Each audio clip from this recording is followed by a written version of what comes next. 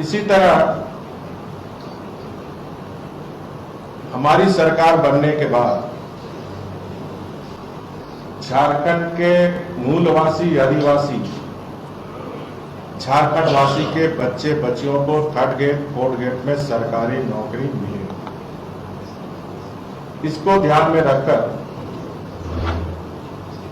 10 साल के लिए हम लोग ने फिक्स कर दिया, ताकि झारखंड के बच्चे बच्चियां, उनका भी सपना था अलग राज, अगुआ राज हुआ, हमें भी सरकारी नौकरी मिले।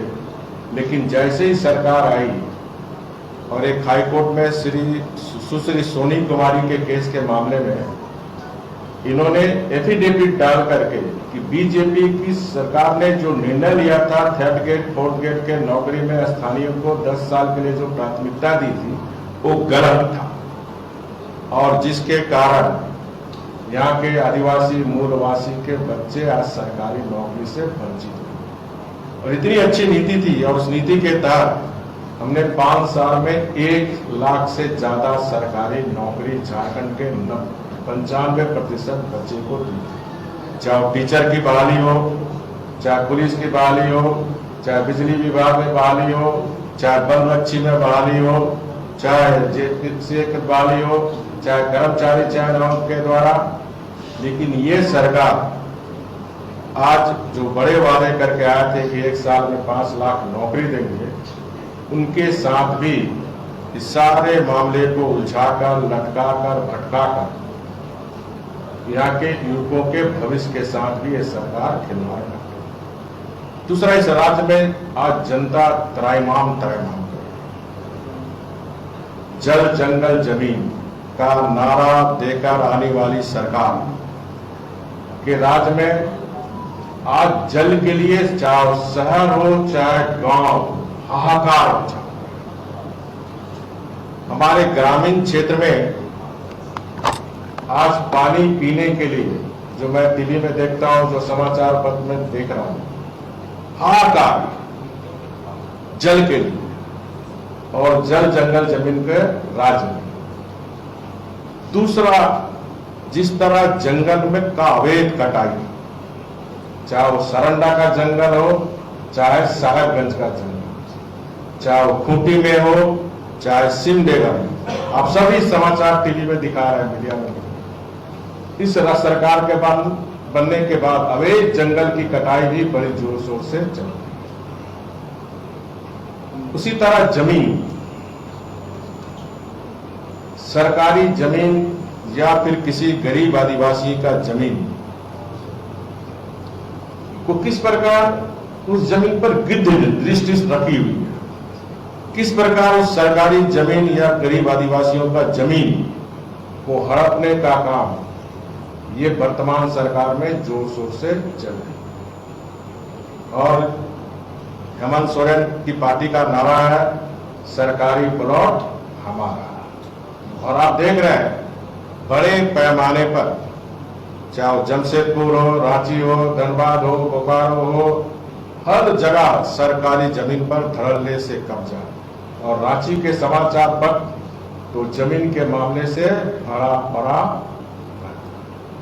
इस तरह जल जंगल जमीन और प्राकृतिक संसाधन को तो हम भूल ही जाए। जिस तरह 28 महीने में प्राकृतिक संसाधन की लूट हो रही है, मैंने याद होगा आपको इसके पहले प्रेस कॉन्फ्रेंस में किस तरह दुमका के शिकारी पारा में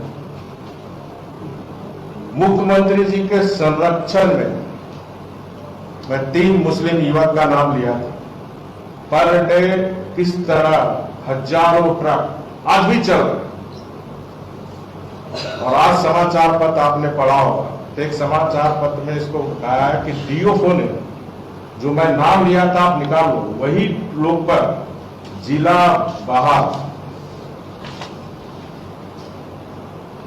बाहर का आज डीएफओ ने डीसी को आवेदन दिया।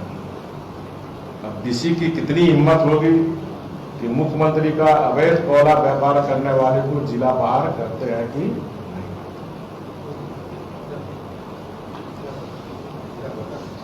एक जवाब कहा था उद्योग व्यापारियों में आदिवासी भूमिका बढ़ाएगी सरकार, ये पेपर कटिंग में कोई आदिवासी को उद्योग व्यापार के लिए जमीन नहीं मिला, लेकिन माननीय मुख्यमंत्री जी की पत्नी को क्या मीट प्रोसेसिंग के लिए 11 एकड़ जरूर जमीन मिल गया, ऐसी सूचना। इसी तरह भ्रष्टाचार,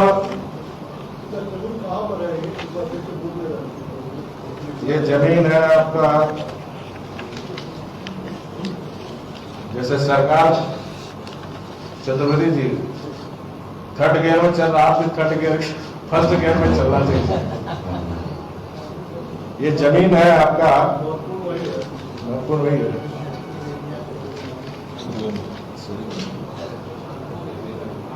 ये जमीन है बेहरा औद्योगिक क्षेत्र, चानो ब्लॉक, बिजुपाल, रांची। तो आप पता करो वापस। दूसरा, इस राज्य में भ्रष्टाचार चरम सीमा।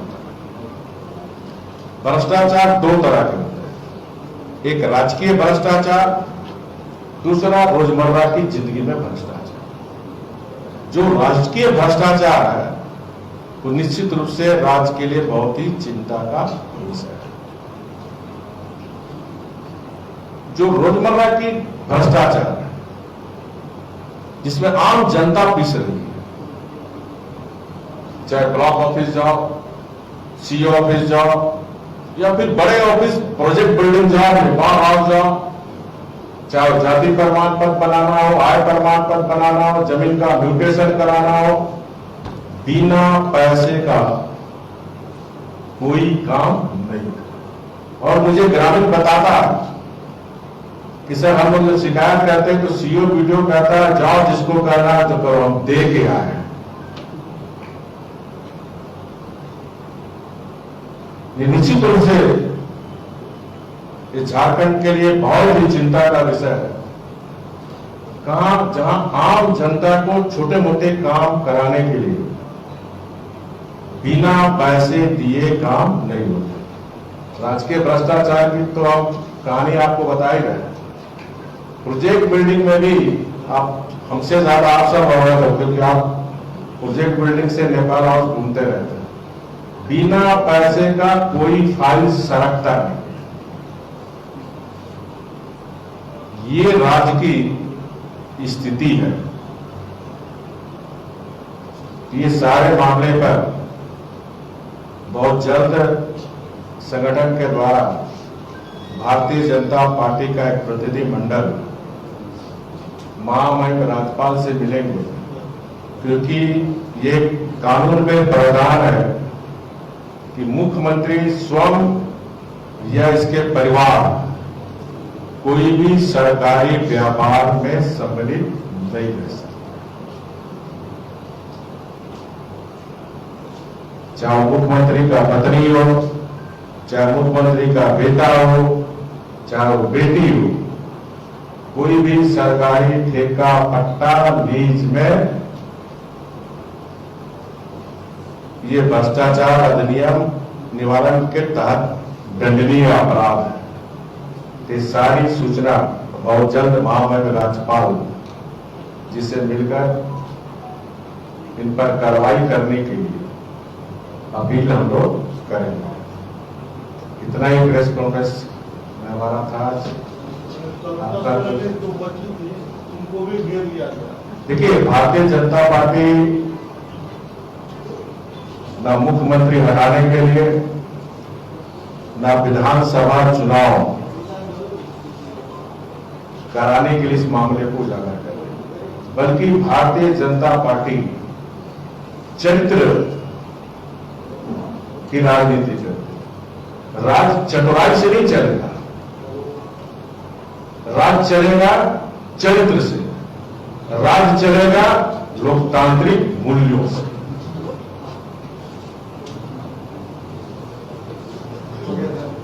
हो गया, धन्यवाद।